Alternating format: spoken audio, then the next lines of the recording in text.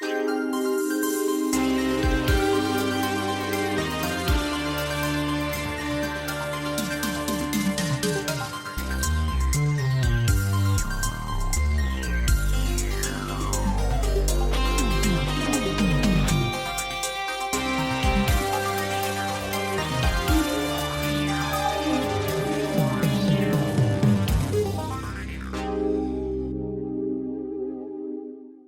and welcome to yet another episode of Eerie International, episode 472 this week. My name is David from the United States. I'm Andi from Germany. And I'm Dave from the UK. Dave, what are you eating today? Is this pasta? Another pasta situation? Yeah, I'm sorry. Nice. Yeah, I didn't mean to bring this into the episode. No, I wanted to. I needed it's the Dave's Pasta Corner section of the show. It's essentially the exact same thing I had last time, except that there's diced up chicken thighs that I roasted last night. And salt and pepper, nothing massively exciting. I'm really keeping the British end up where it comes to the arguments about our lack of seasoning. Although salt and pepper, I think, is a step up from what most people think we do.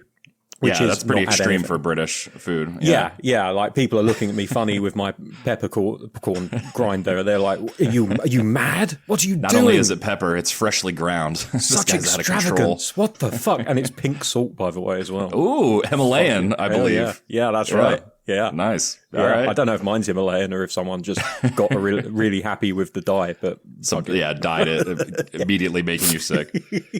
Welcome to the podcast, listeners. If this is your first time listening, we are a show that talks about horror stuff, whether it's horror movies, video games, books, other podcasts, audio narratives, plays, musicals, TV shows, anything and everything. If there's a horror slant to it, we are going to dive in and take a look. This week, I'm very excited to talk about this movie. We are discussing Brazil's, from every place I've seen described, Brazil's first horror film, At Midnight, I'll Take Your Soul, from 1964.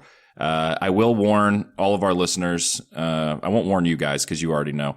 I did grow up in Brazil and I do speak Portuguese. And this is going to be the first and let's not say only time, but definitely a rare moment where I will be able to pronounce pretty much everything correctly. Usually when we do international films and it's not English, I am floundering or throwing it to Andi, who has the, I think definitely, and no shade to you, Dave, I feel like you agree with this, but the best pronunciation skills of the three of us when it comes to foreign languages, especially European ones. I've said the same thing. I've said exactly the same thing about that, yeah. This week is my time to shine. I will be really leaning in to the Brazilian pronunciations, just being very pretentious, pinky in the air. I'm very excited just to pronounce things correctly this week. But again, if this is your first time listening to the show, welcome. You can find us wherever you found us, and then also, podcasting services, subscribe, rate, review, whatever you want to do. We're on social media, Facebook, Twitter, and Instagram. And then we also have a Gmail account. If you want to send us some longer form thoughts over on Gmail, feel free to do so, eerieinternational@gmail.com. We do have an email this week from our good friend, Smart Otaku. I have not read this yet, but I did notice he said at the beginning, I've got a lot to say about this one, so your call on how much you want to read aloud. It's going to be all of it. I'm reading this whole email starting now. Hello, Eerie International. This is Smart Otaku here to say hello and see how you three are doing. Things have been rough these last few weeks, but I'm still at it. Anyways, for this message, I just wanted to share one thing that I've been delving into that I thought you guys would enjoy. That's it from me. Take care. This week's entry from a Smart Otaku is Call of the Night. This is an anime. Genre falls into rom-com, supernatural, and vampires. The synopsis he wrote up here. Ko Yamori is a young boy who is tired of the boring norm of day-to-day life. Restless and always dissatisfied, Ko decides to venture out at night and ends up meeting Nazuna Nanakusa, a mysterious vampire girl who guides him through the nightlife. After a night of adventures, mishaps, and new discoveries, Ko decides he is going to become a vampire, but learns that to become one, you must first fall in love with a vampire and have them bite you. Knowing this, Ko vows to fall in love with Nazuna so he can continue living his fullest as a boy of the night. That's great sentence. Personal opinions. The following text is from my submission on the Generation Animation Discord. While this refers to Season 1, this also applies to Season 2, so I'll repost it here along with some additional text. This is a gem of an anime. I first heard about this show through a random recommendation on YouTube, and I thoroughly enjoyed every bit of it. Ko and Nizuna are both enjoyable characters, and I found myself resonating with a lot of the struggles that they both have to deal with. Despite taking place at night, the show's use of artificial lights from the surrounding buildings, street lamps, and cars gives the world a very vibrant and distinct look. The music in this anime is fantastic. Never once skipped the opening or ending themes, and I'm definitely adding the soundtrack to my playlist. I highly recommend this show, and more so I recommend watching it after sunset or at night. There's a very distinct feeling you get watching it at night that is not present during the day. I greatly enjoyed this anime. It gets a strong recommendation from me. And then back to the email. When it comes to, I mean, this is all in the email, but out of the Discord review. He writes, when it comes to anime, I'm usually content with dropping a series once I've reached what I consider to be a good stopping point. It's very rare for me to continue past the first season or story arc of a show unless it's that good. Call of the Night is that good. I honestly think this would make for a good pick if you guys ever did a month for vampires. So a bit of trivia. Kotoyama, the manga writer for Call of the Night, has stated in past interviews that the series was inspired by and is named after the song Call of the Night by Creepy Nuts. If the name sounds familiar, it's because Creepy Nuts is the group who did the opening theme for Dan to Dan. When the anime for Call of the Night was announced, the studio reached out to them and asked for permission to use that song. Not only did they get permission, Creepy Nuts agreed to work on the whole soundtrack. No exaggeration, best soundtrack of any anime in the 2020s. Okay, so that's the end of the email. So this is my take. Amazing recommendation and email. That's like, this is the kind of stuff for me, personally, that we talk, and I think you guys agree, we talk about, where it's like people's passion for stuff is infectious, where it's like, even if it's not something I would have, been interested in, like that sells me on it. In this case, the premise sounds great and I was already kind of sold, but yeah, that's a big recommendation. Have either of you heard of or seen this before? I have not. No, can't say that I have. It's amazing just how much stuff Creepy Nuts got into in the last year or so. No kidding. In fact, I was, slight spoilers for what we watched this week, but I started watching season 2 of Dan to Dan, or the second half of season 1. It's difficult to know what the fuck's going on with seasons at the moment. Sure. And Creepy Nuts have been, as is always the case with anime, rotated off of the opening song, and another one has been put in its place. And it's a good song, but I much prefer the Creepy Nuts opening to that anime, and it's actually kind of hurt my interest in the show. I know that's really fucking shallow to say, but it just doesn't hype me up the same way. Mm-hmm. It's also the intro for Dan to Dan is also one that, like, the animation styles that they use, and which, I mean, I'm such a fan of. I just went blank on the studio's name. I'm blanking. They also did the animation for the Scott Pilgrim, the newer Scott Pilgrim anime that they did recently. But Science Saru, I think that's it. Yes, yeah. They do amazing work anyway with the show in general. But that intro, there's so many. It kind of in some ways reminds me of how much in the same ways that I love the Cowboy Bebop intro, where there are like sections of the animation that are just so distinct and so visually appealing and like perfectly done in such a small space of time that it blends with the music like so well. Like, yeah, I know exactly what you're saying. I've only watched the first season or 2 of Attack on Titan. That was a similar thing. They changed the theme song after the second one. It was so tough. Like, that first one is so like epic and crazy. I will tell you from a different medium here recently, a rare exception where I thought that they pulled this off was Peacemaker. The first season of Peacemaker has an amazing intro, amazing theme song, and everyone kind of had the same reaction with season 2. And I think you and I did both the same as well, Dave. Yeah. Where it was like, yeah, this is good, but it's not as good as the first season or whatever. But then by the end of the season, I was like, this is as good as the first season. Like, maybe not the dancing and like the visual aspect, because that's kind of the same thing again in some ways, intentionally so. But that song, like, partially because the season evolves and it alters it, but it got to the point where I was like, I like both of these equally the same. And like, that's a huge feat because they're both very different tonally. And so anyway, this is a tangent of a conversation, but yeah, excited to watch this. It sounds great. Do an entire 2-hour podcast on anime opening themes and TV shows in general when they change their themes and how they rank. And Good God, yeah. Keep an eye out. BS Cast will probably be resurrected just so I can talk about that shit. I would be down to both listen and or record on that episode. I have many opinions, like, because even right now, Andi will know this one. Another one that they sold for me that I did not expect them to pull off was The Leftovers.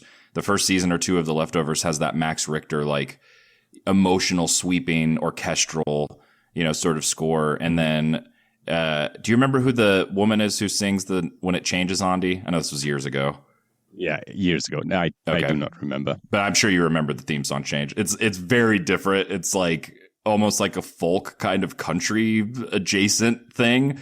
And I remember the first time that season with that, it might even be season 3 when it changes to that. I remember thinking like, why the fuck did they do this? Like, this is not as good as the Max Richter thing. But then by the end of the season, I was like, I love this song. And like they pulled it off. I think they didn't they even do it for individual episodes that they changed it at some point, not for the whole season. But that sounds right. Yeah. I think you're right. I could rewatch that show now. It's so good. Anyway, as always, Smart Otaku, thank you for writing in. We love hearing from you. Please continue to do so. And also, just really quick, not to get too personal, but you mentioned things have been rough these past few weeks, but you're still at it. You're doing it. I absolutely relate, know the feeling. And that's all you can do. And that's the best thing you can do is keep at it. So we hope things are getting better for you, and we hope you hang in there and keep pushing through. It can't rain all the time, as I ironically say from The Crow, but I also mean it at the same time. So hope things are getting better for you. All right, let's get into what we got into this week. I can kick us off since I only have one small thing. Worked a lot. It was the week after Thanksgiving, so it was a lot of catching up with publishers and deadlines that they were trying to rush beforehand, and we were very busy at the studio this week, so I didn't get into too much. I did start playing a video game that I liked. I'm about halfway through it quite a bit, called Dispatch. Have you seen this game, Dave? Holy shit. Have I heard about it? Of course I have. It's a Critical Role game. Oh shit, that's right. I always forget that until the little logo comes up at the beginning, because it's not like D&D stuff, obviously. No, but I saw the trailer for it and I was like, oh, this looks very interesting. And then I kind of forgot to keep up on when it was being released. And the next thing I knew, everyone was blowing up saying this is an amazing game. And I was like, yeah, I got that feeling. Yeah. And I don't mean to exclude you, Andi. Have you heard of Dispatch? I have not. It's okay. It's a video game thing, so I figured not on your radar, which is okay. It is a Critical Role game. I have viewed it as more of a Telltale Games staffer. I think, from what I understand, it's people from Telltale Games. So obviously, not obviously, but Telltale Games was a studio for a long time that did a lot of licensed stuff. They really hit it big with a Walking Dead game, which I probably have talked about on the show at some point, because it's great. And especially at the time, it was when the Walking Dead TV show, at least for me, was, and it was quick after basically season 1, it was starting to be something I wasn't as interested in anymore, and the writing wasn't great and whatever. It was this narrative game, and so they're not. How would you describe them, Dave? They're like somewhere between a mix of visual novels and point and click. Like, they're not static, but it's not full of gameplay either. I would say it's kind of like the evolution of point and click games. It's point and click plus. Like, you have free movement to move your player around with the control stick. You don't have to click to where you want them to move. Yeah. But ultimately, I'm sure there's a much better term that somebody coined at some point. But I know a lot of people actually, when it was that style of game, they would just refer to it as a Telltale game or a Telltale style game, because it kind of became that. It was kind of like Hoover, like their vacuum cleaners, but everyone calls them Hoovers in the UK because that was the big fucking brand that everyone went with. For sure. Yeah, and I played a bunch of the Telltale games when they came back in their like heyday. I played the Walking Dead one, and they started. This was probably, if I had to guess, one of the things that led to their downfall. They started doing tons of licensed games. So there was a Game of Thrones one, there was a Batman one, there was a Guardians of the Galaxy one. Like, there were tons of them. Back to the Future, I believe. I think Jurassic Park. Like, they were all over the place. And they shut down as a studio, and then I believe this studio is ex-staffers from that. And for my money, like they've basically just taken all that foundation and perfected it. Like there's not, it's so far at least, there's not even any free movement stuff in this. Like it almost feels just like you're playing. It's the ideal version to me of novel. like a TV show. Yeah. Like they style it like a TV show. They structure it like a TV show. The writing's really strong. The voice acting's amazing. Aaron Paul is the lead. Jeffrey Wright's in it. Like a bunch of YouTubers too. But fortunately YouTubers that I don't hate. So that's been nice. Always a handy thing to happen. Yeah. But it's I'll wrap this up because it's not explicitly horror by any means. It's definitely tonally similar to something like Invincible. So absolutely genre, but like taking an R-rated sort of thing, like take on superheroes, but in a more grounded way, but also funny. And the art style is this like cell shaded sort of. It's probably not that anymore, but my old ass thinks about it that way. Like animated kind of look. But man, it's so good. So funny, like just super fun to play. Like pretty much immediately it's structured in episodes. Like by the end of episode 1, I had the same feeling that I do when you sit down to like binge a new show and you're in immediately, where it's just like, I just want to keep watching this and see where it goes. And, so yeah, I've been kind of chipping away at Dispatch when I can. But then the other thing, also video game related, but also genre related, Quentin Tarantino put out a short film on Fortnite. I don't know if you guys have seen this or followed it. It's now on YouTube.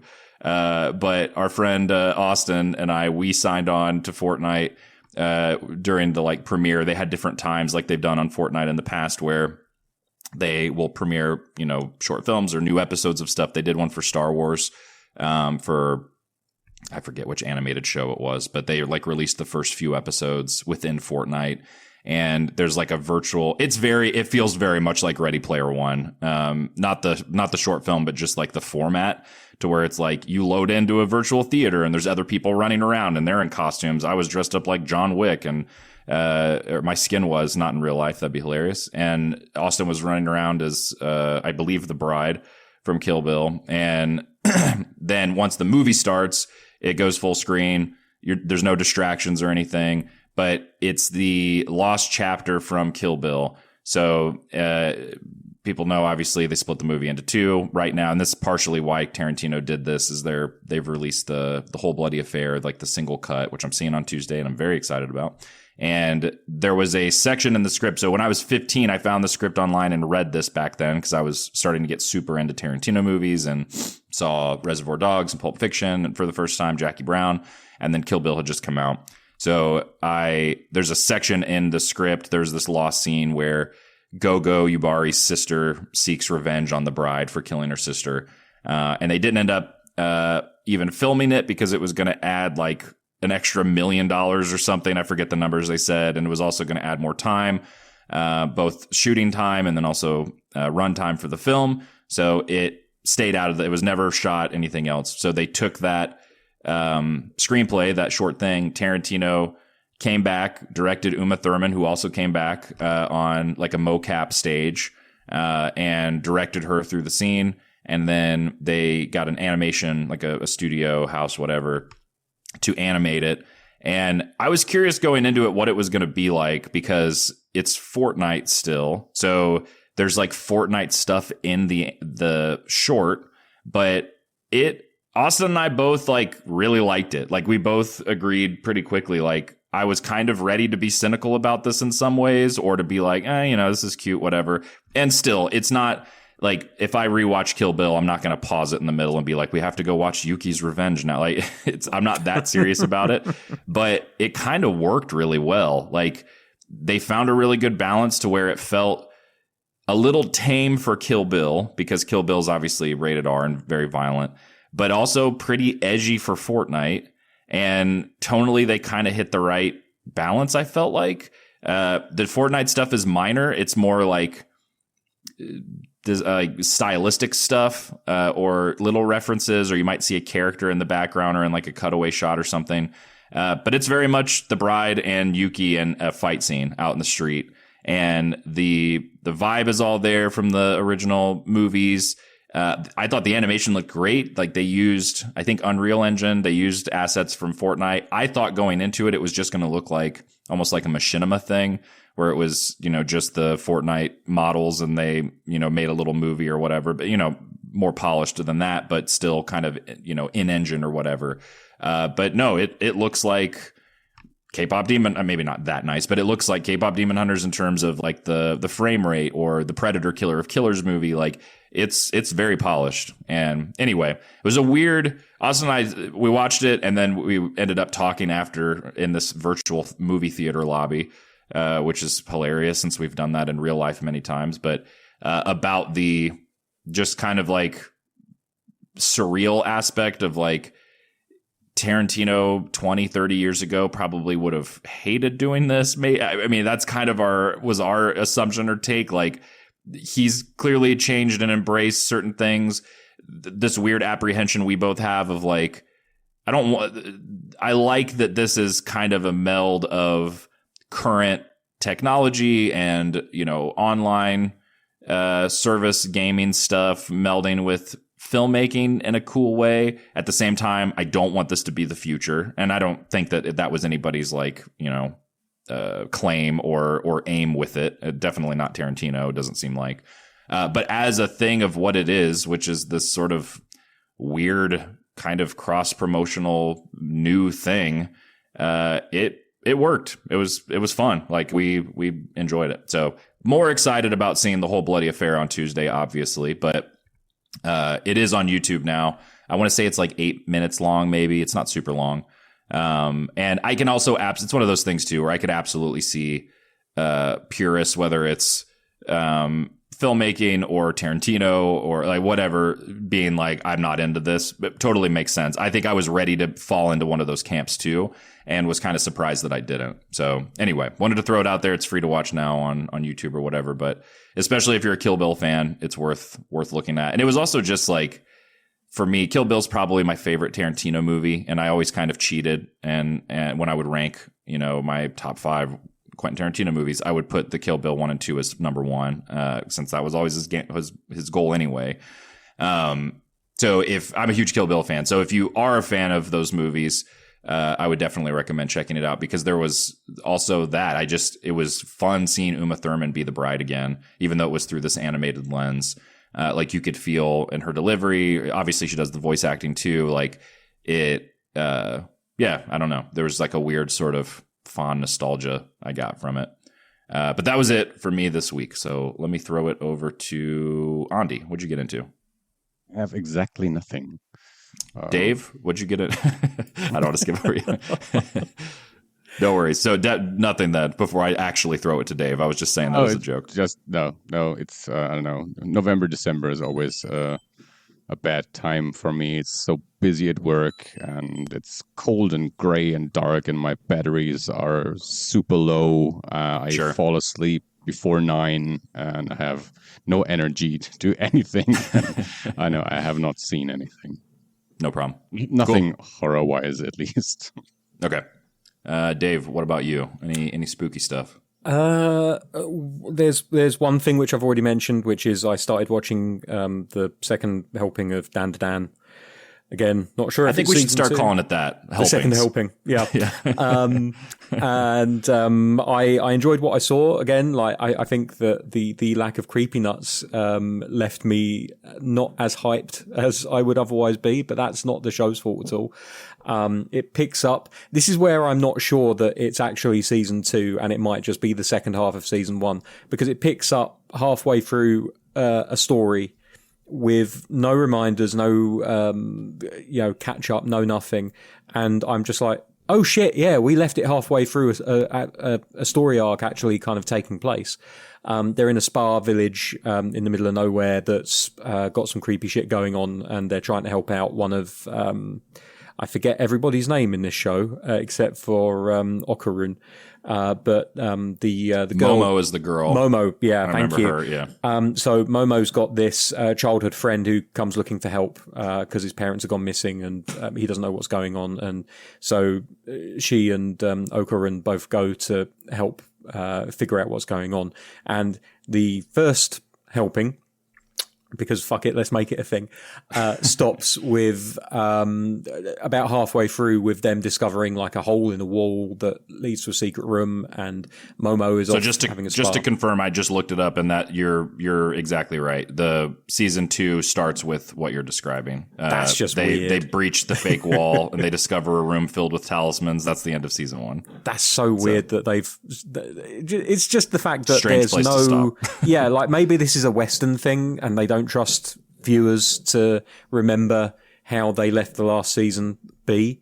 Or maybe it's a symptom of streaming and the fact that people are binge watching this shit constantly. And so there isn't this necessary need or thought that there is a need to keep people up to snuff with what's going on.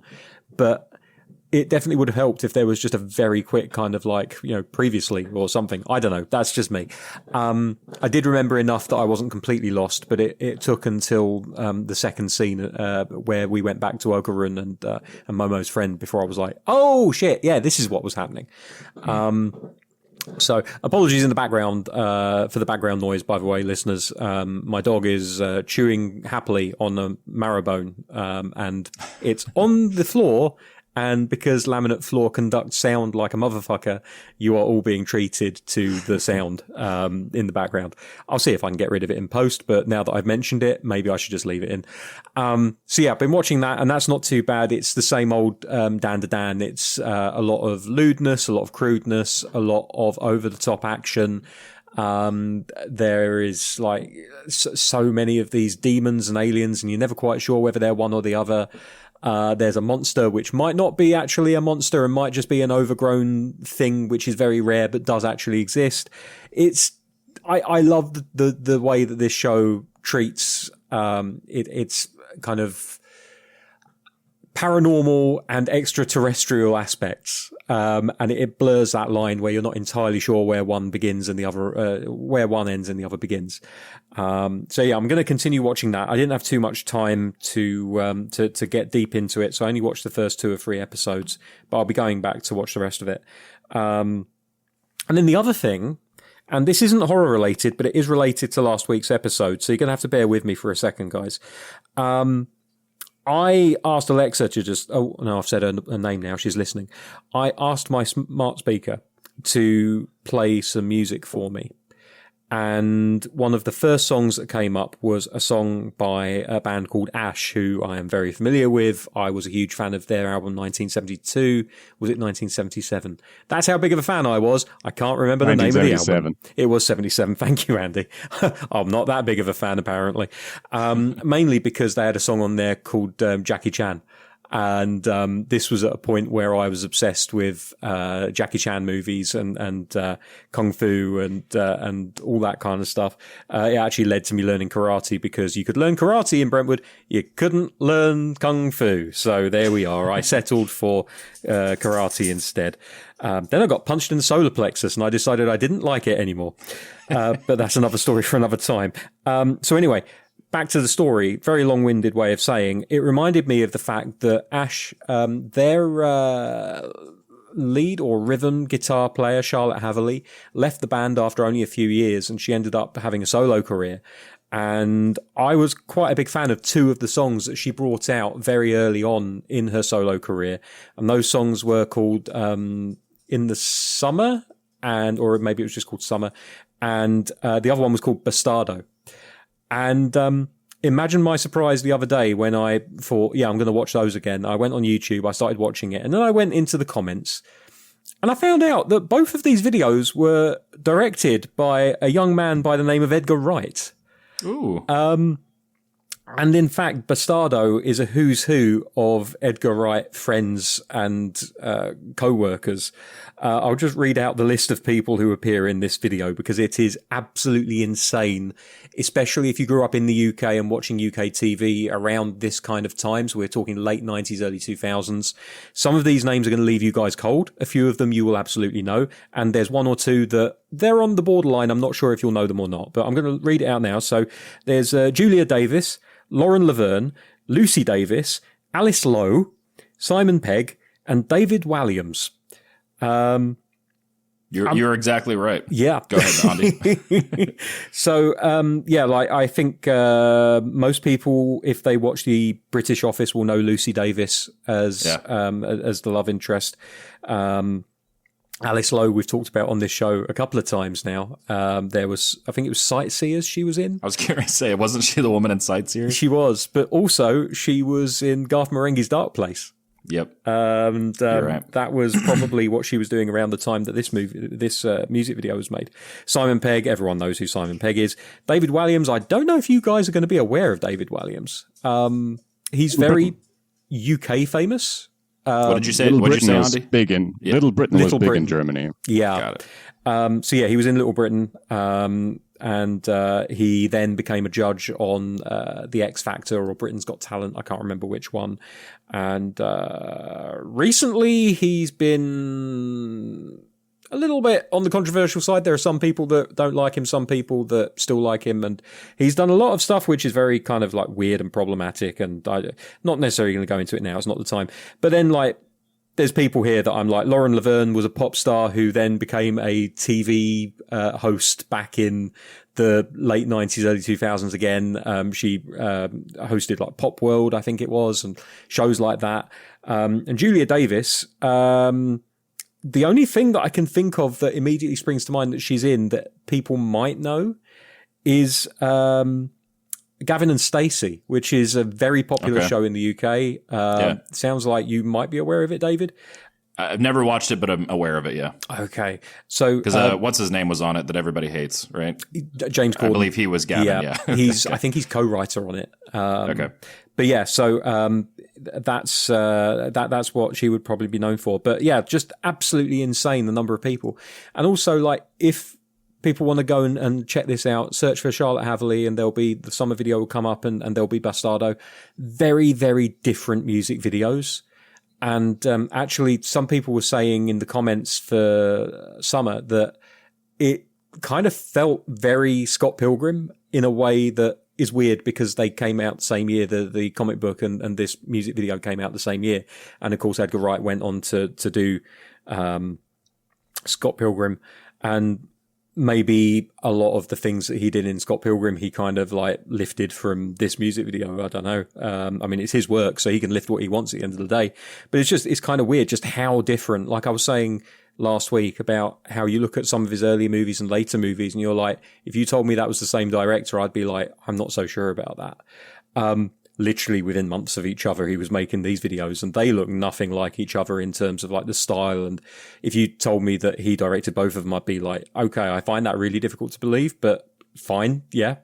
But he did. So, there's a recommendation for everyone. Check out Charlotte Hatherley's music video back catalogue. Edgar Wright directed a couple of them, and they were pretty fucking good. I enjoy them greatly. So, if I had to guess, this sounds like something Andi has seen too. I'm not aware. I don't know. Okay, never mind. Maybe I am familiar with one music video that I definitely know Edgar Wright directed, but that one stars Noel Fielding. And I'm not sure if I've seen these. Okay, no problem. Didn't mean to put you on the spot. The only reason I even thought of you right away is because there have been many other times with many other filmmakers where you've been like, oh yeah, you got to watch this music video that they did before they so I was like, this seems like another Andi situation, but I think Wright did quite a few music videos. Like there's a whole channel dedicated to the stuff that he's done, like little independent things that he can get away with, or the person who runs the film. I know of the one, there was like a proto Baby Driver kind of. It's the Noel Fielding thing. Is that the Noel Fielding thing? Okay. Where it was like kind of that vibe and style that he then made into an entire movie with like the music kind of syncing to the action and that's going on camera, and yeah. Anyway, sweet. So yeah, that's it. Not a huge amount of horror-related stuff, but definitely stuff that's pertinent to the show. So I thought I'd just throw it in there for good measure. That's awesome. I messaged back and forth for a while one night with our friend Elio, who watched Last Night in Soho and was not a fan. So but it was a funny, good conversation or whatever. And not to put him on the spot if he's listening, but he said it sounded like he was going to write in about it at a certain point too. So, we may get some follow up on that as well. Cool. All right, let's get into our movie of the week then. This is, as mentioned at the top of the show, 1964 Brazilian horror film.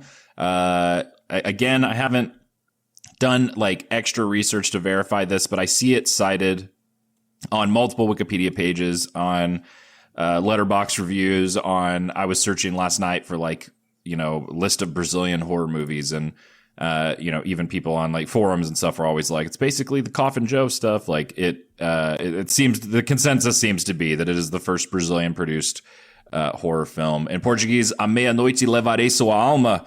This is written and directed by Jose, I don't know if it's Mojica, I'm assuming, Marins. He stars as Zé do Caixão, known in English as Coffin Joe, an undertaker who believes that he can achieve immortality by having a son, a concept he refers to as the, quote, continuation of blood. And then this is the first of the Coffin Joe trilogy. Andi, I'm actually going to throw it to you really quick because you brought this one up, and I can't remember now what the context was. I don't think I gave any context when I suggested this movie. That's why I can't remember. I heard about it for the first time recently, and it was on the Camp Kaiju Monster Movie podcast. They did not do an episode on the movie, but they mentioned the movie. I think it was in their segment when they talk about movies that came out, I think the week or the month of the current episode. When they release an episode, they take a look in the past and say which horror movies or monster movies came out in other years, the time that we're now releasing this episode. Are there any worth mentioning? Might have been that segment. So they mentioned Coffin Joe and I'll Take Your Soul, Admit It, I'll Take Your Soul as this first Brazilian horror movie, and knowing that we kind of do have a Brazilian co-host or semi-Brazilian co-host, and sure, us never having done a Brazilian movie, and them mentioning that it's a good movie, I thought let's give that one a look. Sweet. Okay. Yeah. No, that all makes sense. You mentioned in our group chat of it, and you were like, it's available, here, whatever. We could do this maybe. And then Dave gave me shit immediately because I was like, I already own this, so perfect. I have it on DVD somewhere. I mean, giving you shit is... Well, no, in a friendly way. It was gentle joshing. Sure. I mean it in the kindest way, absolutely. Yeah. I want to say that it was probably Scream Factory. I actually couldn't find the DVD. I didn't look that hard. It's in a box. I have basically my Blu-rays and 4Ks and DVDs, all that stuff. I have pretty much all of my horror ones in my bedroom, and then I have all the Criterion and Arrow Video, A24, like all the artsy shit, and I've basically made a little Criterion closet in my hallway with shelves up toward the ceiling for all of that stuff. But then everything else, whether it's like, just doesn't fit into either of those two things, or in a lot of cases it's horror movies I have never watched, and so I'm like, I don't know if this needs to take up a spot on my shelf or not. So it's in there somewhere, but it's it's the trilogy, so it's on DVD, which I believe when I bought it was the only way you could get it. There wasn't a Blu-ray or anything of the 3 Coffin Joe films, which have a pretty big jump. There's this one, At Midnight I'll Take Your Soul, in 1964. Then in 1967, there's This Night I'll Possess Your Corpse, which just a great duo of names there. And then huge jump. So we go from 1967 to 2008 is when the third film of the trilogy came out, called Embodiment of Evil. And so that's what the set that I have has the 3 of them. But then since I knew it was going to be potentially a challenge to find that particular DVD, and I didn't necessarily want to start digging through boxes, I went on just on Apple and searched for it just on the off chance it was going to be on there. And I forget now, I think it was Arrow. There was one of these boutique distributor type places that it seems like pretty recently did a restoration. So it was on Apple. It was like $4 to buy it. So I bought it on there and watched that. So I'll have to find the DVD and the other ones later. But so I was familiar with it, familiar with the character. I don't remember. So I guess some context there. Like I grew up in Brazil from the year trying to think when we moved there, 98, 97, 98. We came back for a year for furlough. My parents were missionaries. That's why we were there. And that's also a very good explanation for as to why I did not see this character growing up. They were missionaries. So then we moved back to the States, from 2000 to 2001. So we were here for September 11th, all that stuff, craziness. And then we went back for another 3.5 years after that. So I was very much in a evangelical, more conservative Christian circles, whether it was at the church that my dad worked at or like the camp, whatever else. Brazil's a super Catholic country, like predominantly, at least it was back then, I assume still is. And this film, especially watching it now, like it absolutely seems like something that I would have been shielded from at all costs while I was there. So I probably saw the Coffin Joe character and just didn't make any connection as to it was from a movie or anything like that. I've also seen in multiple Wikipedia articles where they're like, it's Brazil's Freddy Krueger, which, okay. I mean, not exactly, but in terms of maybe like pop culture, presence. So this whole movie was so kind of surreal and weird for me to watch because it was like, there's clearly, and then reading afterwards about the amount of stuff that Marins was in both the trilogy, but then also other films he made where Coffin Joe is a character, sometimes metafictionally a character. There's a lot of interesting stuff, but then there was also variety show and like interview shows and anthologies and, short film stuff that he did in character. And it became also kind of like, it seems like my perception was almost like an Elvira or a Sven Gould, like one of these, late night kind of horror host kind of vibes too.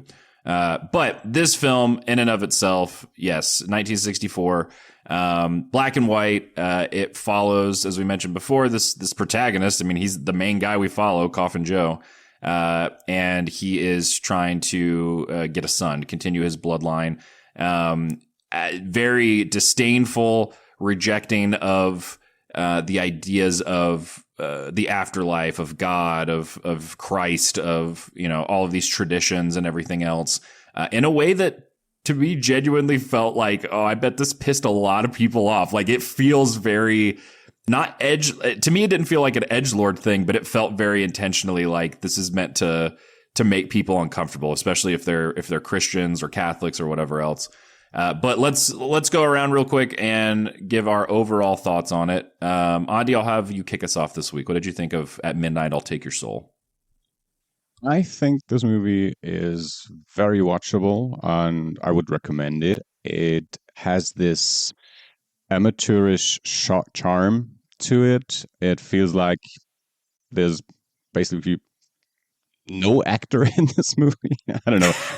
Yeah. Most people in this movie seem to not be actors in their main profession. But the movie itself does not look like made by amateurs. I was pretty impressed by the camera work, by the composition of the image, the mise en scène, and I thought this was very well thought out how they shot this movie and present the movie. Oftentimes scenes take place in one room, but it never feels static. It feels dynamic in the editing and in the camera work. Made me think of let me go on a slight tangent here. Please. Not too long ago, I saw a few minutes of an episode of what's the show called in English? The $1 Million Man, $7 Million Man, the Lee Majors bionic. $6 I think it is $6 Million Man. $6 Million Man. Okay, yeah, that show. I used to watch as a child and saw a little bit of it the other day, and there was a scene in an apartment and a continuous shot of people moving from one side to the other into another room and coming back, and the camera following them, panning, zooming, and it made me think of the Steven Spielberg Oner. And if Steven Spielberg developed his Oner while he was working on TV, because you don't have that many setups, you only have the one camera and not much time, and If you want to be a little more dynamic, you have to be inventive and do things with the camera that other people maybe don't do. And not that this movie was on the level of the Spielberg Warner, but still the narrow aspect ratio and most scenes being set in one room but never feeling dull, to me at least. I thought whoever operated the camera knew what they were doing, so that this was not the case of just, I want to make a movie, set up a tripod there and we'll do the rest. It seemed like there was a professional behind the camera, which made for a good viewing experience. And I thought it was also very interesting just from a cultural perspective. So the movie definitely has these Catholic aspects to it. It's the Holy Friday. We can't go out and we can't eat meat on Fridays. I grew up like that. We didn't have meat on Fridays, not because we were super Catholic, but because it was a cultural thing from how my mother grew up and then how she raised us, that on Fridays we had fish and cheese but no meat. And the movie reflects those things and paints Coffin Joe as the rebel, the antagonist. I'm gonna have my lamb. I don't care that it's Friday, and I do my own thing. And so that was very interesting culturally. And especially towards the end of the movie, it got really trippy and freaky, which I absolutely enjoyed, and thought, this is a great finale to a movie that was decent. I think it started out very interesting with these kind of two monologues, and the second monologue even addressing the audience in the cinema, which I found interesting. And then this kind of almost psychedelic ending to the movie, which I found was great, and the last shot of the movie was really left an impact. So 80 minutes well spent, I'd say. Okay, all right, Dave, let's throw it to you. What'd you think? Yeah, I enjoyed it. I think it reminded me a lot of, and I don't know why, because other than the fact that they're both black and white and potentially were made around about the same kind of time, that there's not much to link the two. But I kind of got some way through the movie and I started thinking about Bucket of Blood. I don't know literally, why. As you were saying that, I was like, there's one movie that I thought of a few times, and that it was Bucket of Blood. I'm glad I'm not the only one. I think of a movie, but it was not Bucket of Blood. Because I thought now when Dave started doing his spiel, I was sure he would name my double feature pick, and then you named Bucket of Blood. Probably was going to be my double feature pick, so I got to come up with something else. There are other movies that I thought of which will get name checked as we go along, sure. But that was definitely like one of the big ones. And like, there's a lot to like about this movie. It does feel like it was made by a bunch of people who really wanted to make a movie, but weren't necessarily in possession of the training that one traditionally thinks you need to make a movie, if that makes sense. And I'm not meaning to be dismissive of them, because they've done a fantastic job and made a really fun movie. I found when I was doing a little bit of reading about the movie, about the production, I found that the way that it was funded was quite interesting. The fact that the director and star, Jose Marins, he charged like all of his students and also anyone that appeared in the movie, with one or two exceptions, he charged them to be involved. And that kind of reminded me of the story of Night of the Living Dead, and the just insane amount of fund raising that they had to do to make that movie.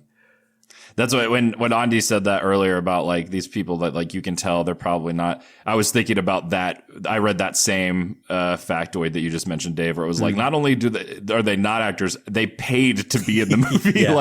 But it definitely, from what I could tell, was the same thing. Marins, it seems like, was like he had he was teaching this stuff, and he was like kind of the rallying person around all of it. So I don't know, maybe it was shady. I don't know the circumstances. It was also years ago. Yeah, but yeah, that's how it read to me. Yeah.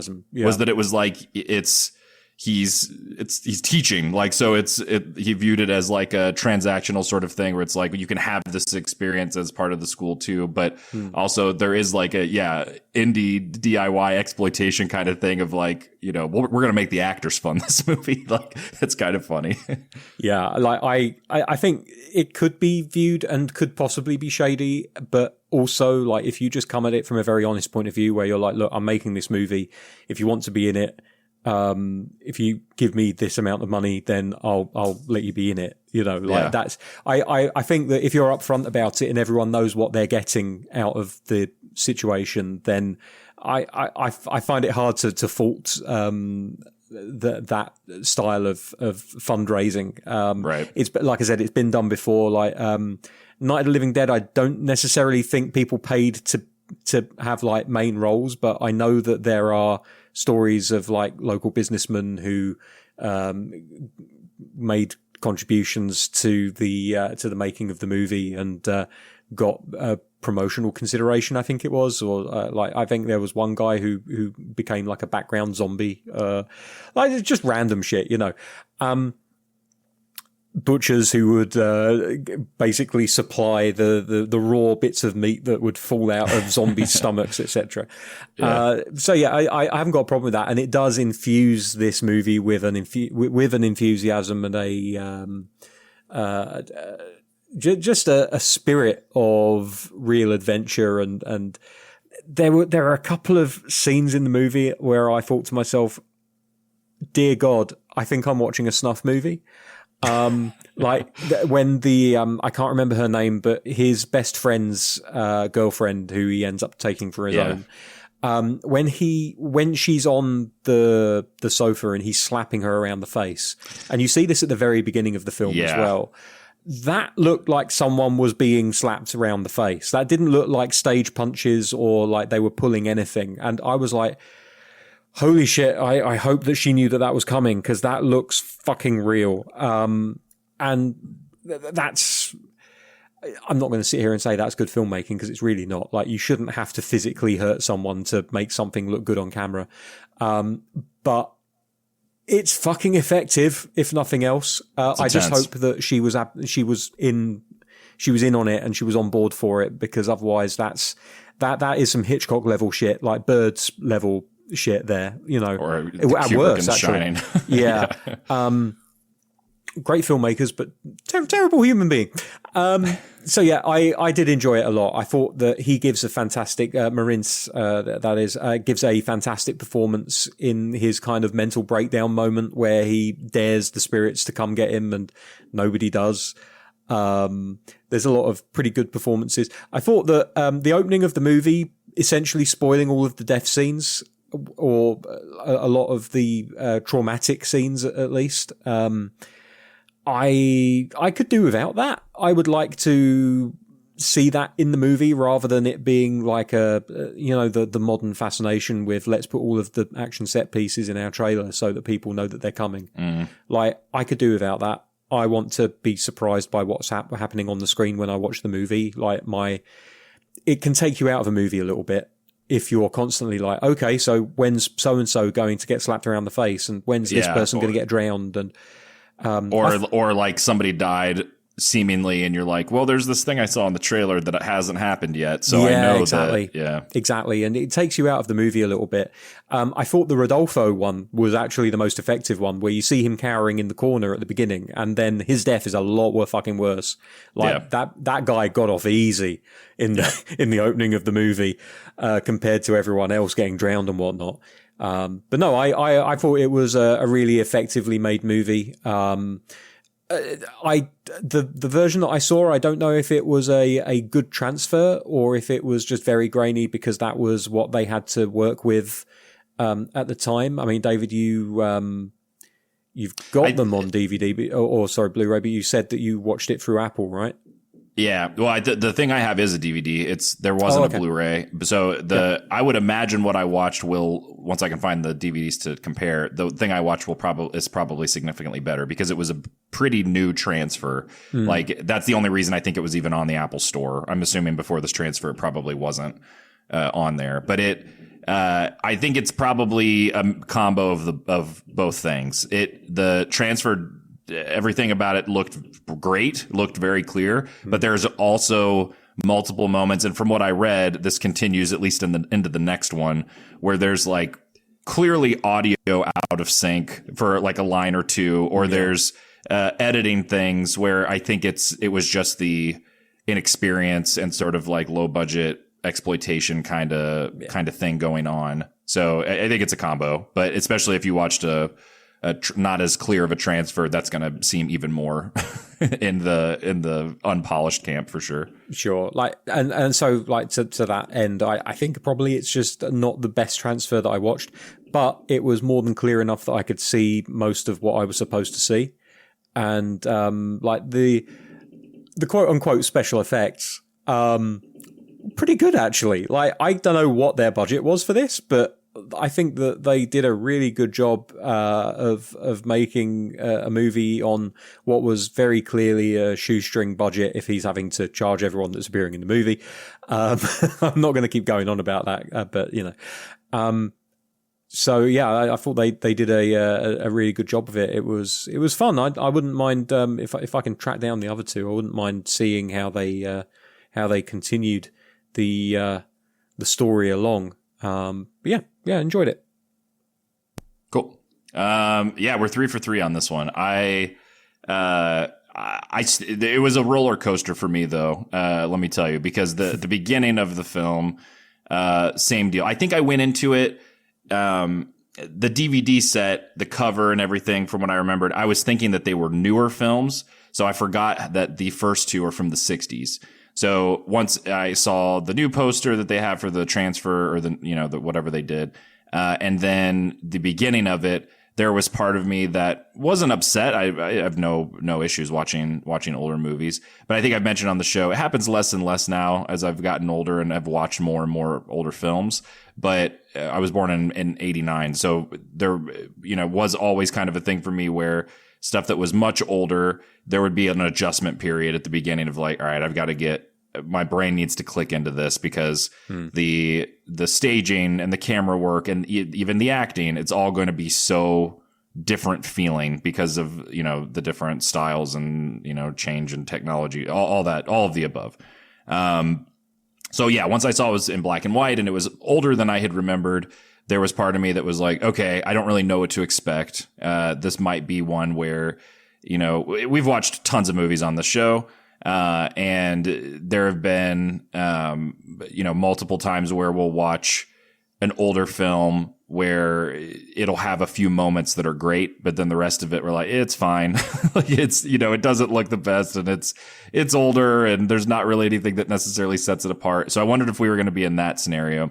Then the roller coaster, I don't know if going up or down on the roller coaster signifies good or bad here in this weird metaphor I'm building, but in a bad way, I then started to worry with some of that early shots of what you were just talking about, Dave, with the violence and everything. And then realizing the premise of the film, too, there was part of me that was like, man, like we haven't done a Brazilian movie yet. We're going to do what about this guy who is an abusive rapist, like piece of shit. Like, and we follow him. He's our guy. Like this, not that this represents the entire country of Brazil, which I view very fondly, obviously. And like, I moved around so much growing up, but I've said on more than one occasion, like I've said it tons of times, if I had a place that felt like my hometown, felt like where I grew up, it was Brazil. Like I did most of my growing up there.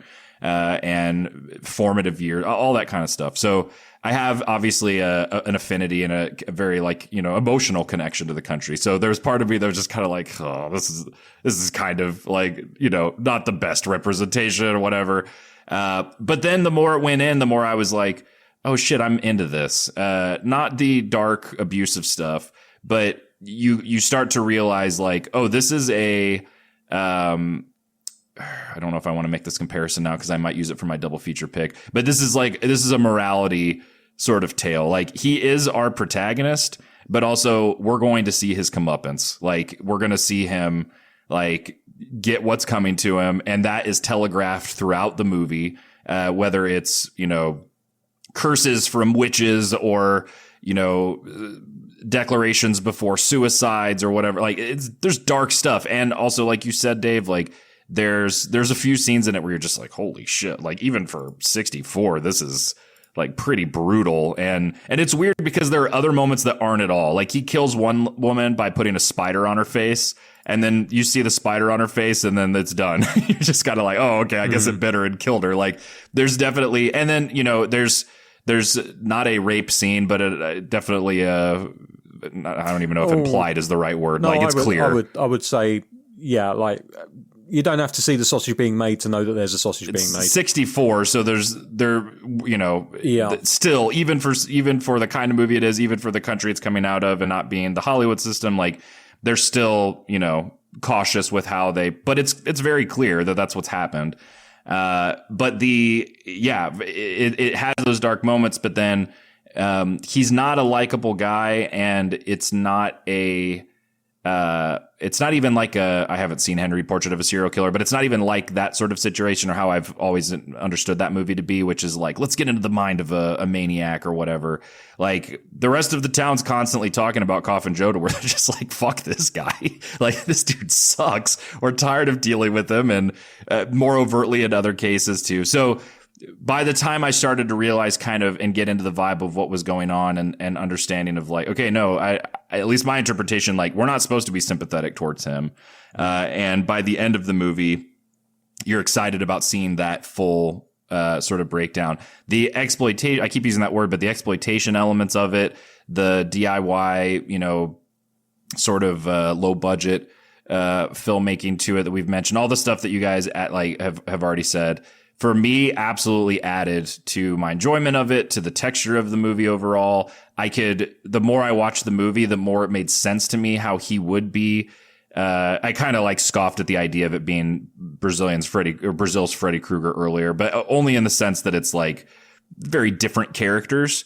But by the end of the movie, I was like, oh, I can see how this, like, it's much more simple of a look than there's not a supernatural element, but there's enough like sort of key features of his setup, like the hat, the coat, the long fingernails, like that, to where you're like, oh, there's a pop culture thing happening here. If you click on the Coffin Joe Wikipedia article, the picture at the top is a giant ass float from Carnival, I'm assuming, that's of Coffin Joe. So it makes sense and tracks how he kind of became this thing. There's also, I don't know if I missed this, if they explicitly say, or did they say what goes on with his eyes? That was one thing that I thought was cool that they do a few times in the movie, where I interpreted it as almost like this bloodlust thing, where his eyes, they are clearly adding in contacts or something, but there's not like a lore thing, right? No, I don't think it was ever explicitly mentioned or explained. I think it's just kind of like, how when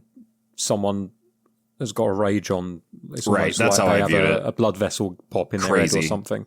Yeah. So okay, something like that. But it's another kind of cool little detail, I thought. But yeah, I was really into it. I genuinely kind of loved it. I think there's obviously partially part of it is it's the same thing twice. Partially because of, like me growing up there and having a connection, like being able to just hear Portuguese consistently. Like, I watched it with English subtitles. Actually, I don't even know if you can turn them off in the thing that I bought, but I would have kept those on anyway, just because my Portuguese is still pretty good. Like, I'm still fluent in it, but it's rusty. Like, I'll have to. I was just speaking in Portuguese earlier this week with someone, or recording something to send to them, and like my brain is like a couple seconds behind. But my mouth will eventually get to the point where I start moving too fast, and I'll be like, oh fuck, I have to find that word. What was that word again? And so, but being able to just hear it consistently, they're in, I think, São Paulo, I believe, is where he was from, and I'm assuming where they shot. But it sounded, and the only reason I bring that up is because that's another aspect of my own, being bilingual in Brazilian Portuguese that I didn't know until after I had left Brazil. I was in college, high school. It would have been college, and chat roulette was becoming big. It was also in that sweet spot before it just became people with their dicks out, so you could actually, cycle through and talk to random people. It felt very not innocent, but it felt very cool. Of like, oh, you're meeting all these different people, or it hadn't yet devolved into, the just internet trash fire that it eventually did. Some people's sweet spots are different from others. Sure. But I remember one time I was on chat roulette at Austin's house, and we were just cycling through and talking to people. And there was a girl from Brasilia, from lower in the south, and I was like, "Oh, hey, I speak Portuguese too." And I started talking in Portuguese to her, and she was like, "Oh, wow, you're from the Northeast, huh?" And I was like, "How the fuck did you know that?" Yeah. And she was like, "You have a super thick Northeastern accent," and that blew my mind because, like, I don't even think I have a really much of a regional accent in English. I probably do to some people, but I didn't necessarily grow up a ton in the Midwest, even though that's where I live now. So that concept to me was insane, that it was like in my second language, I have a thick accent. It's received pronunciation, isn't it? Like, you look at the number of Korean people that speak with an American accent, and it's because a majority of English speaking teachers in Korea are American. Best as I can understand anyway. Like, that just seems to be the way of it. Plus, there is a massive influence as regards American TV shows and movies, which can't be underestimated. Mm-hmm. But, received pronunciation is absolutely a thing. So, it just depends where you grow up and where you learn it. There's also, even in Brazil, when I grew up there, a couple of my best friends taught at a English as a second language sort of school that they had. It was kind of I don't want to call it a chain, but they had multiple locations throughout. I grew up in Recife. So that's ours are pronounced like H's, which is right below the equator. It's real close to the equator, but it's a coastal city. There's like 3.5 million people. Recife means reef in Portuguese, and it's named that because like we live like a block from the beach. There's a natural coral reef out in the ocean, through running the entire length of the city, essentially, in the water, obviously. And so in Recife, there were multiple locations of this English school called Cultura Inglesa, which I believe would translate to English culture, but I think specifically English as in England. And it was it was British. So a lot of my friends, and I would hang out at that school a lot because my friends would be there, after, and the kids would go there after school. It was an after school sort of place where they would learn, but they would have tons of tapes of movies, American movies. So sometimes I would go over there and be able, like the first time I ever watched the original Scream was there on a tape.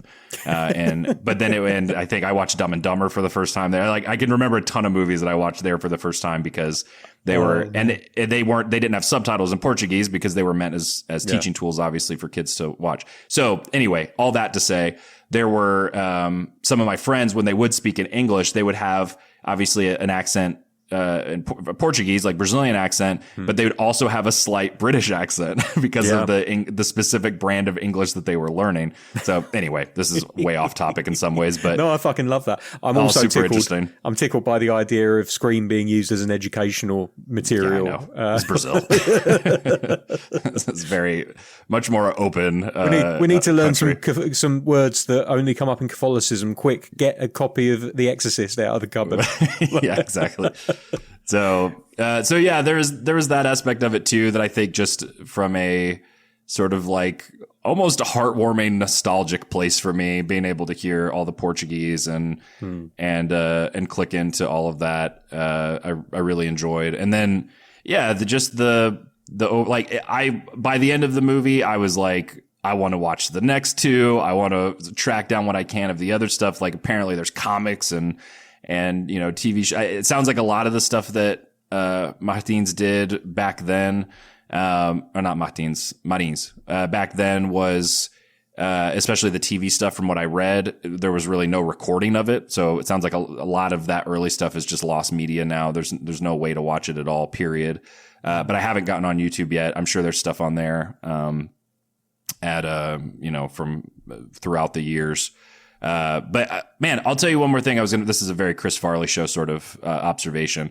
I watched the first half of it on my TV. I got here at my friend's house last night, and I was in Ohio over the weekend, so he was watching my dog, and then my dad dropped my kid off here back with me because Daniel was staying with my dad, and so I turned the movie on I turned it on before Daniel got here, and it was right before, I believe, that scene where he's beating Terezinha. So I was like, oh, I don't want Daniel to see this. So I stopped it and then kind of snuck in different parts of it throughout. The last 10 minutes, apologies to purists, I watched on my phone this morning because I couldn't watch it on the TV. Daniel was asleep, but I knew I needed to finish it.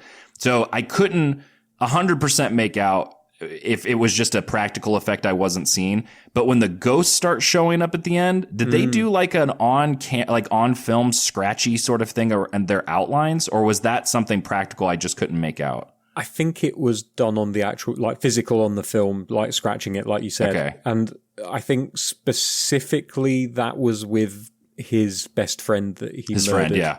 I thought that shit, it's like, at least on my phone again, I need to pull it up on the TV. I thought that shit looked fucking awesome. Like, that was in a way where I was in the same sort of weird, excited way I get about, like if you watch Big Trouble in Little China, when the three dudes with the hats show up and they have that like old school 80s lightning that's like the effect done on the film, like, because it wasn't CG, obviously. Like the same way I get excited about that sort of old school effect.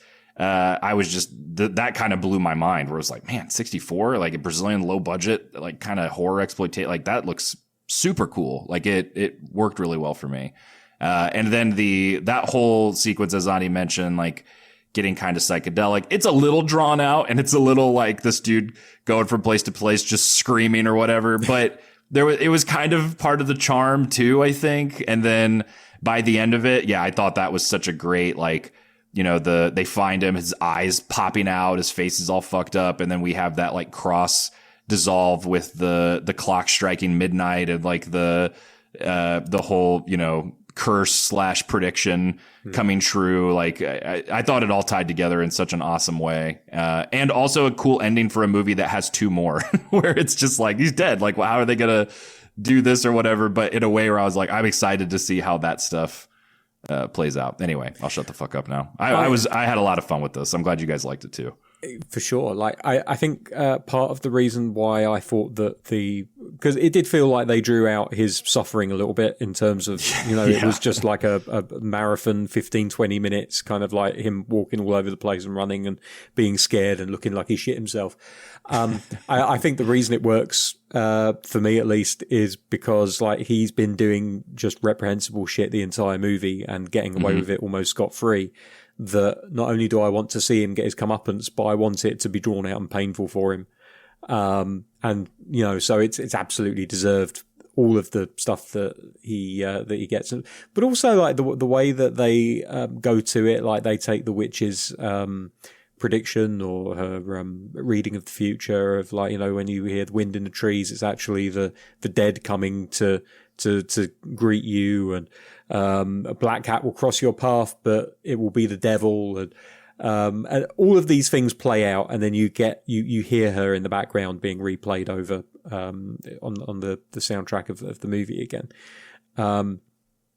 I like the fact that like the owl comes at him and he's just like, God, I must be really suggestible at the moment. Like it's only an owl, and then it comes up with her saying, and an owl will fly at you, and blah blah blah blah blah. He's like, oh shit, you're in trouble, boy.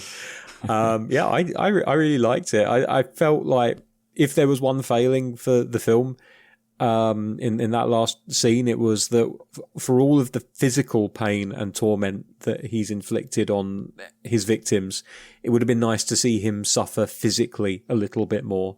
Mm-hmm. There was a lot of mental anguish and him being scared and stuff, but we don't really see anything happen to him physically other than the injuries from falling down the hillside and things like that. And I don't know, like I would like to see a little more like for like justice being handed out to a character like that. I don't mind a movie that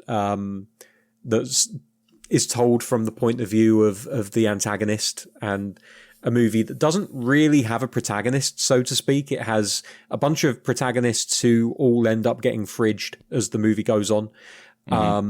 I've picked that word up from Michael Scally on Blue Sky, and I'm trying to get rid of it, but I just can't. Everyone knows what that means, right? My interpretation comes from comics. Yes, that's exactly where it. Yeah. Okay. But yeah, so I would like to see him really kind of physically suffer at the hands of whatever forces these are. Because I've been following him through this entire movie, waiting to see him get his comeuppance. And there are several times, which I really enjoyed through the movie, where someone loses their temper and is like, no, I'm going to take care of it. The only weakness that I can think of to talk about with this film is the fact that this is an entire town of people who are sick to death with his shit. Yeah. And nobody ever backs anyone else up. It's only ever one person.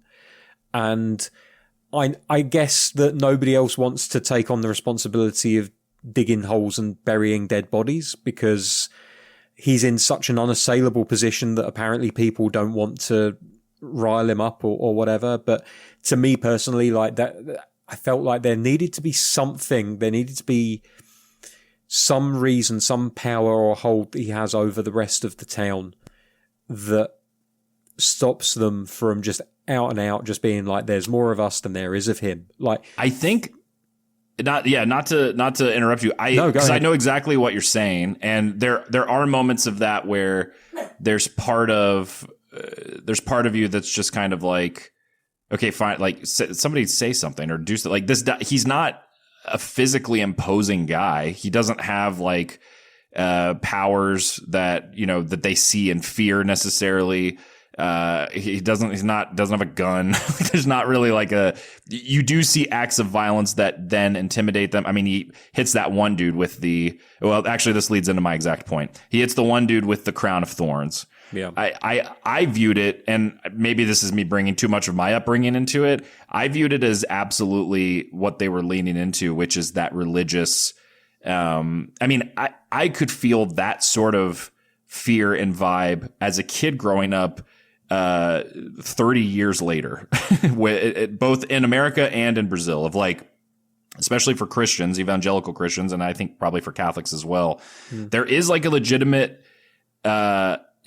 fear / discomfort when it comes to anything that could be demonic or satanic or even just this discomfort from sacrilege or from perceived disrespect toward things that it's superstition, probably, I would say. I mean, I guess it depends on how you view religion and what your relationship is to it. Because, I mean, Coffin Joe literally, at some point, I think, uses the same word derisively. But there is this sort of like, like you don't say, like to this day, I rarely say, oh my God, because I'm 30, almost 37 years old. I still say, oh my gosh. And so much of it now is just habit, my whole life having said it or whatever. But even with my son, like he's 9, I think I've heard him say it once or twice and I shut it down quick. And there's not a thing for me where I'm like, you can't like this. There's not a superstitious aspect of it, but there is a sort of innate burned in kind of like, no, you can't, you have to respect this stuff. Like this stuff is holy. It's, it's sacred. So to poke fun at it or like, I remember, again, I'm going off on too many personal tangents, but another one, like it was my dad and I thought the Buddy Christ figure in Dogma, when Dogma came out, was one of the funniest fucking things we'd ever seen in our lives. And my dad to this day does. I think he has a Buddy Christ figure in his office. He's a chaplain at a hospital, and I think he has one in there. But there was also part of it for us when we would laugh at it, we would see it, that we also, part of the humor came from the fact that we knew, like, we're not supposed to be laughing at this. Like, this is not something that anyone else would find funny with people around us. Like, my mom would have been offended by it. Any of, like, my friends or people at church, like, would have very much viewed it as like, this is very offensive and this is very disrespectful, et cetera, et cetera. So anyway, I'm rambling, but I think to me, that's what I viewed it as, is that it was that sort of very baked in religious superstition, fear, intimidation of like, this guy is disrespecting all of these things that you don't disrespect. So we don't want to interact with him at all. We hate him. We hate that he's here, but we don't even want to talk to him or be around him because it's this deep rooted discomfort that is a mixture of tradition and then also religion. And those are like, yeah. I can totally understand where you're coming from on that, but equally, I can't understand why when you've got a pub that's full of people that have just seen you sever a man's fingers with a broken wine bottle on purpose. I didn't say it makes sense logically, but that's why it's religious. Religion doesn't make sense. But again, like this is kind of my point. I don't know why you would not just be like, why don't we just report him to the police? If we all stand together, if we're all united, and we all give witness statements, this guy will go to prison for quite a long time and he won't be a problem for us anymore.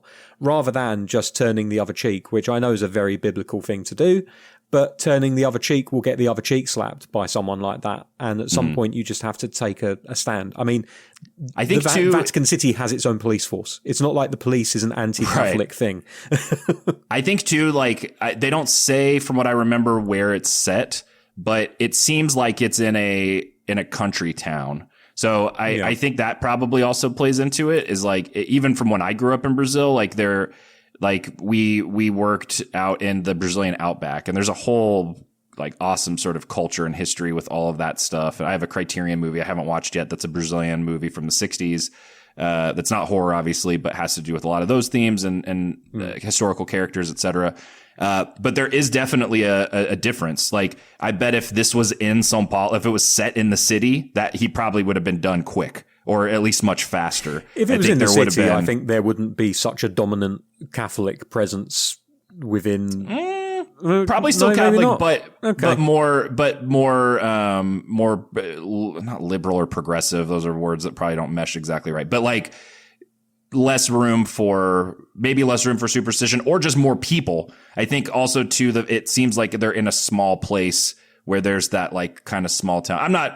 I'm agreeing with you by defending it, because it doesn't make sense. But that's also my point, is like, it's one of those things that feels very familiar to me, that when you break it down, you're also just like, this is fucking stupid. Like it's there's no, but when it's so entrenched in people's psyches, and because that's a difficult thing for me, because I've not lived or even visited Brazil.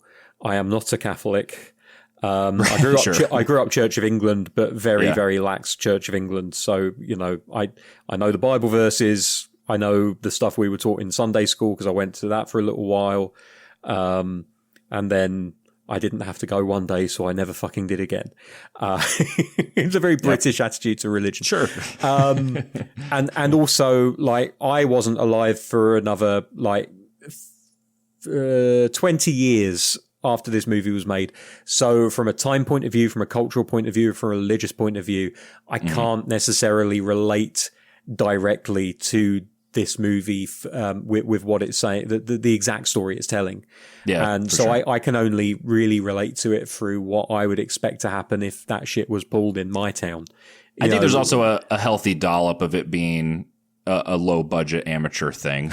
Like I don't think that they're, in terms of like the strength or logic of the script and everything too. Like I don't think that this is like oh no, he absolutely captured the perfect, accurate representation. There are things where I'm like, no, this tracks for me and makes sense based off of my memories, experiences as an evangelical Christian in the States and in Brazil. But then also I think that's just one of those things where it's like, yeah, I mean, it's low budget and, it's first movie. So I'm curious to see in the sequels how that all of the above evolves. Like the next one being only 3 years later, I would imagine is going to be tonally probably relatively similar, but then also, he'll have more experience as a filmmaker and continuing the character, having worked with it.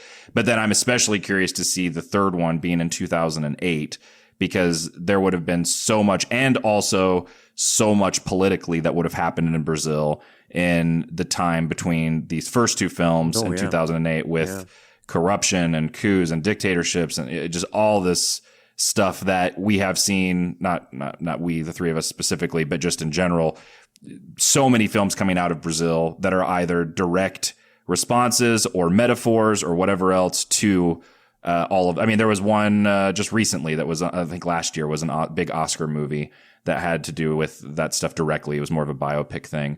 So I'm curious to see how the 2008 version of Coffin Joe compares, because there's plenty to pick through and use in those decades. Yeah. So I do have a question for you, specifically because like my exposure to Day of the Dead is more through Mexican culture and like Spanish speaking nations.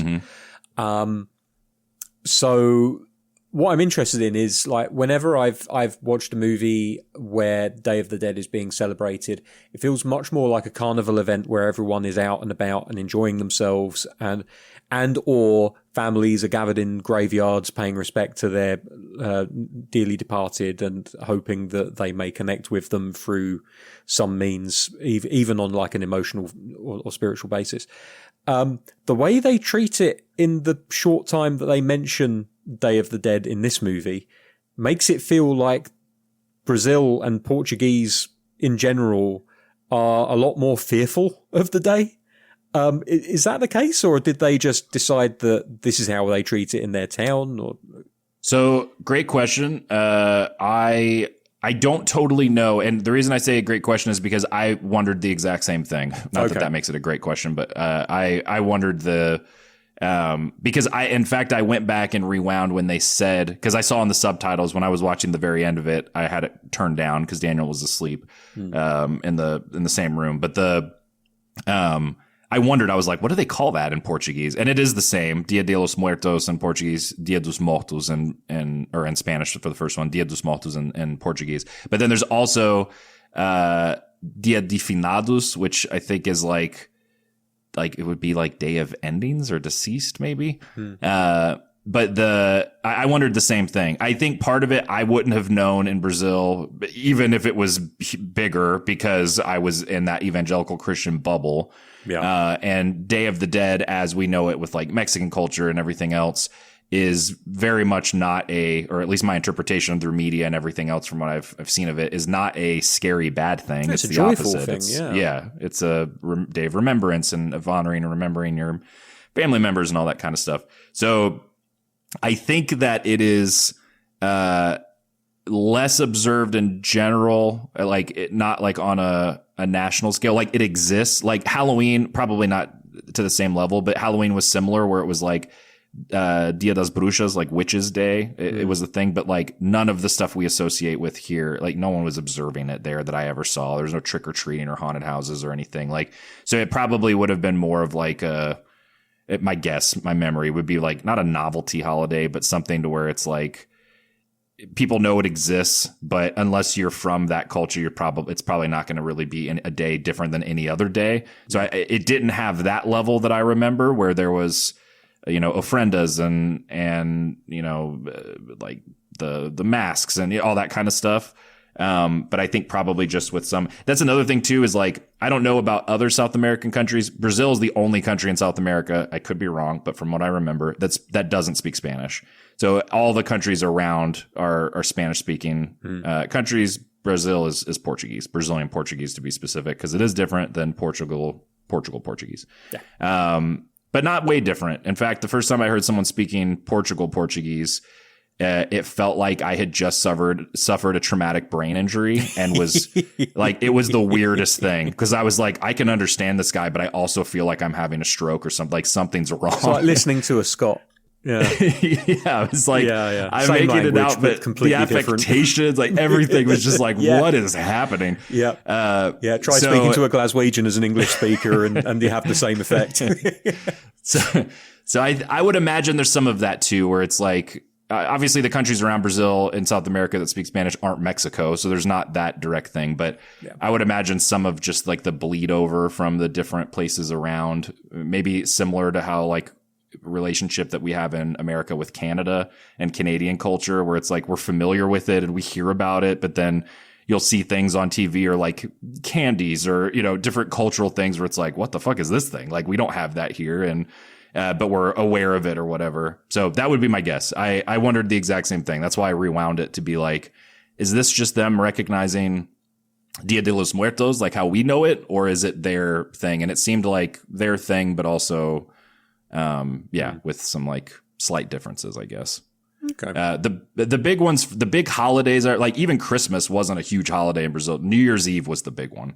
New Year's Eve was the one where it was like, we'd go to the beach. There's fireworks literally going off all night. Like there's, you know, and then obviously Carnival. So, but that was a month-long party, which was formative for me growing up, where my mom would be like, don't go to the windows and don't look outside. And then I immediately would do that and see naked women on floats and be like, what the fuck is happening? So wild time to grow up or place, I should say. I could just keep Chris Farley in this stuff. Andi, I feel like we've been dominating the conversation. Do you have any things to throw out there that we've been not giving you the space to do? Not really. I don't think I have much to add. I said what I wanted to say about the movie, and I don't have the cultural background that you have to add more context It's all good. to the movie or to Brazil. My experience with Brazil is mostly football. Yeah. and even that is limited. And of course, Ayrton Senna. He was of course big.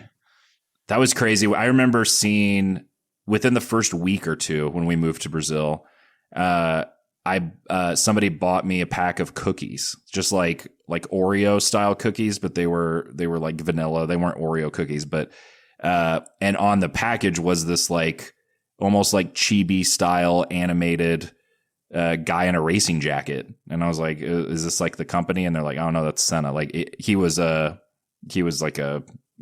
massive. Like so, even before I knew he was a race car driver or anything about him, you would see him as just like this sort of like, you know, kind of cultural mascot, beloved person. There's a documentary they did some years ago. Brazil is one of those countries. If you're able to become a international success, you're a national saint. Yeah, that's a great way of putting it. Pele, Ayrton Senna, Ronaldo, and all that era when they won all the World Cups. Yeah, I was there for a lot of that. Brazilian football players. I will argue to this day that Jairzinho is criminally underrated. Like a guy that had polio as a kid who became a world-class footballer. Like, fucking come on. But watching... Go ahead, sorry. So I was just going to back you up on what you said about the documentary. Senna is an absolutely incredible documentary. That's what I've heard. I need to watch it. Oh, God, yeah, please do. It's so fucking good. And it really kind of feeds into, like, if you want to double feature it, you can watch it alongside something that isn't a documentary, but is still a really fun Formula One based kind of docudrama called Rush. I love that movie. There you go. Yeah, I loved it. I just lost my train of thought. I was going to say another, Pele I knew of before. I think my dad had told me about him. And then as a kid growing up, I'm sure we've talked about this. Did you guys ever watch Victory? World War II Escape movie? to Victory. Yeah. It's a yearly treat. Different name. So Sylvester Stallone, Michael Caine, and then Pele, and it's this like the Great Escape meets soccer, basically. I loved that movie growing up. I used to watch it all the time. Yeah, we literally watch it every year. It's on every year in the UK, and I'm assuming you've seen it, Andi. Yeah.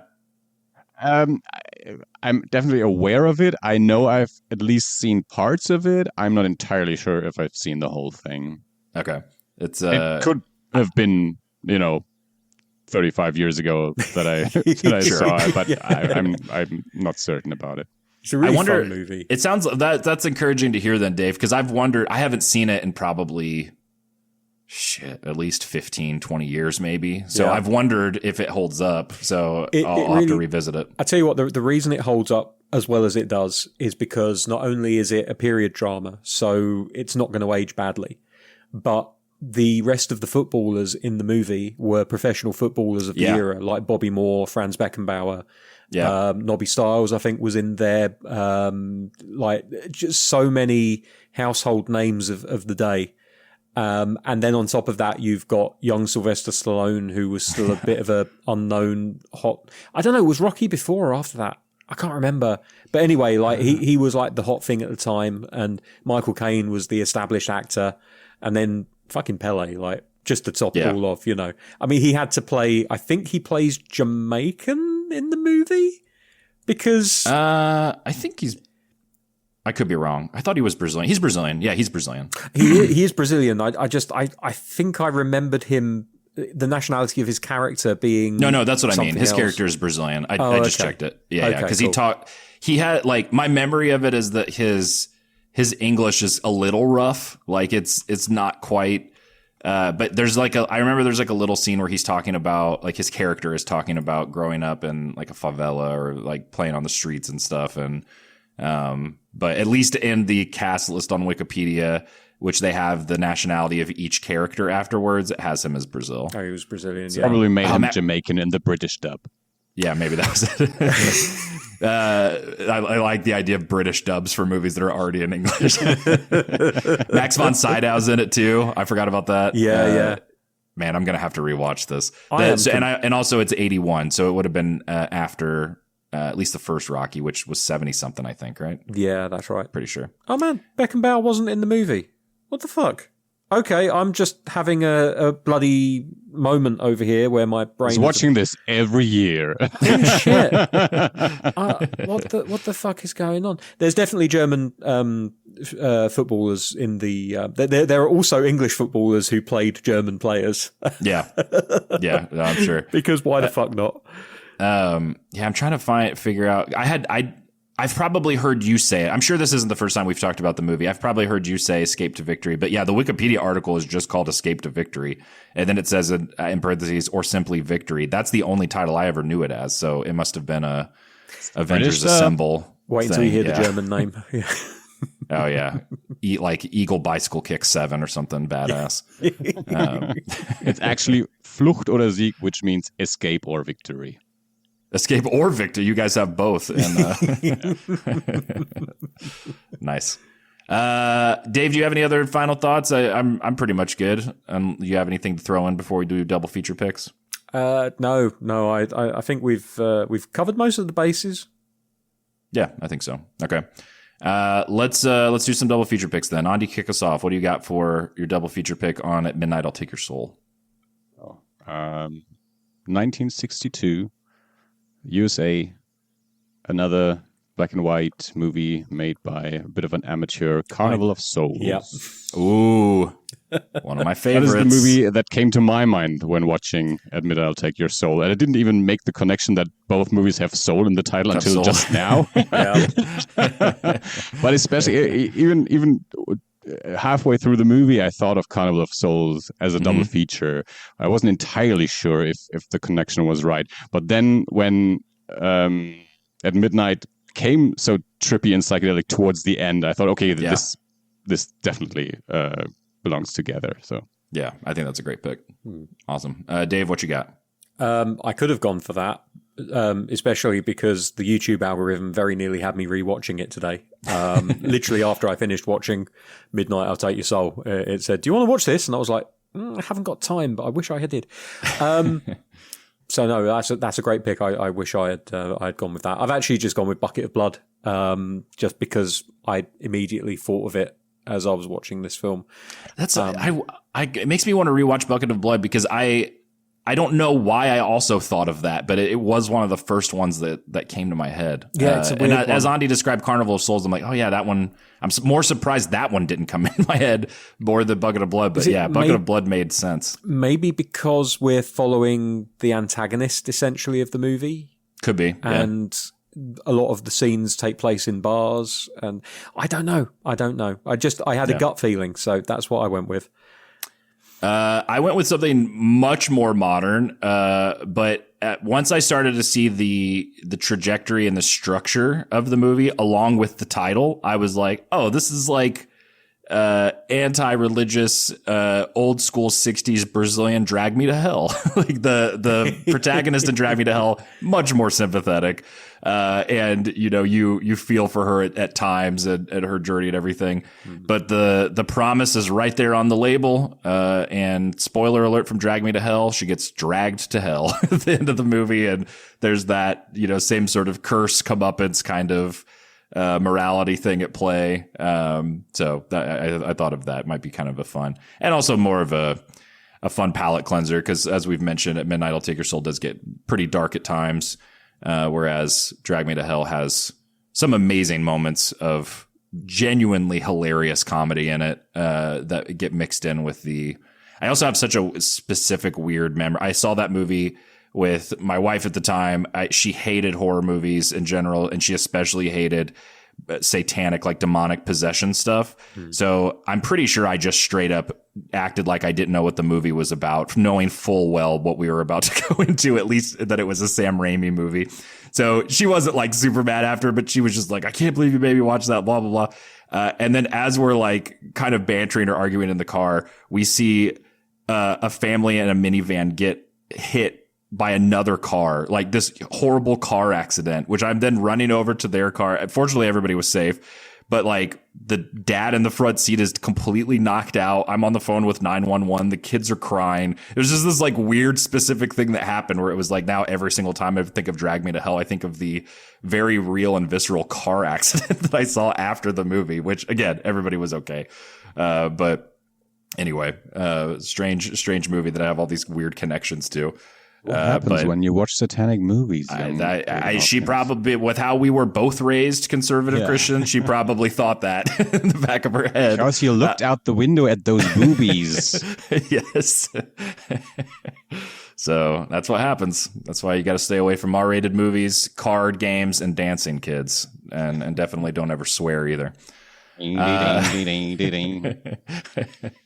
So cool. Listeners, let us know if you've seen this movie, which I'm going to go ahead and go out on a limb and say you probably haven't. I follow a bunch of people on Letterboxd, and exactly 2 or 3 people have logged it. One of which was a former guest of the show, Josh Simmons, who also seemed to like it. He gave it 5 or 4 stars, I think, and said Coffin Joe is my guy. So he was into it as well. But it sounds like all around the board. I think even if you don't have a nostalgic connection to the country and the culture like I do, there's still a lot of fun to be had with it. And definitely one of those things too, where you get to see, this kind of fun cultural figure from another country that you've probably never heard of. I hadn't until recently. So check it out. Let us know what you think. And you can feel free to do so if you want to send us some longer form thoughts, as previously mentioned, eerieinternational@gmail.com. In the meantime, stay safe out there. Keep watching horror movies, and we will see you next week. Bye. Bye-bye.